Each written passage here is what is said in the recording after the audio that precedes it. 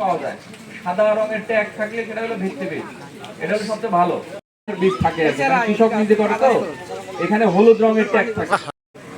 কাজেই আপনারা ধানের বীজ জাতের বৈশিষ্ট্য জেনে বাজার থেকে যখন বীজ কিনবেন, যেমন এই কয়েকদিন আগে আমরা একটা দোকানে জরিমানা করা, এক জাতের প্যাকেট কিন্তু অন্য বীজ ঢোকায় উপরে, কিন্তু ট্যাগ মেরে দিয়েছে, ট্যাগ অনুযায়ী বীজের মান ভালো। দেখছি যে ওই বীজের ভিতরে প্রচুর ভেজাল, তার মানে এটা অরিজিনাল বীজ না। ওটা যদি কৃষকের বীজ হতো তাহলে ঠিক আপনাদের ধারে তো কষ্ট করে বৃষ্টির ভিতরে দেখেন ধতা টাইমে কিন্তু চলে আদা করেছে। বস্তায় আদা করতে পারলে লাভটা কি?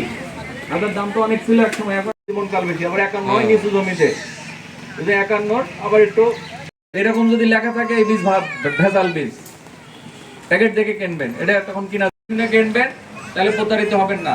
আমন ধানের চারা কতদিন আমরা দানা দানা শুকিয়ে আর আদাটা ছোট নিয়ে আপনার 15 থেকে এপ্রিল প্রথম সপ্তাহে এটা লাগালে যে আদা কিনে খান, এটা কিনে খান লাগবে না। এটাকে আদা দাম। আর এটা থেকে বাড়ি জাত টু আমাদের ইন্ডিয়া, এবং ফলন কম হবে এবং কম মানে দেখাতে বেরোলো না। আপনি তো মনে করলেন কি ব্যাপার আদা লাগবে। আচ্ছা, আপনারা কেউ ওখান থেকে উঠবেন না, আমি আসছি বলে আমার বক্তব্য শেষ করছি। আল্লাহ হাফেজ, আসসালামু আলাইকুম।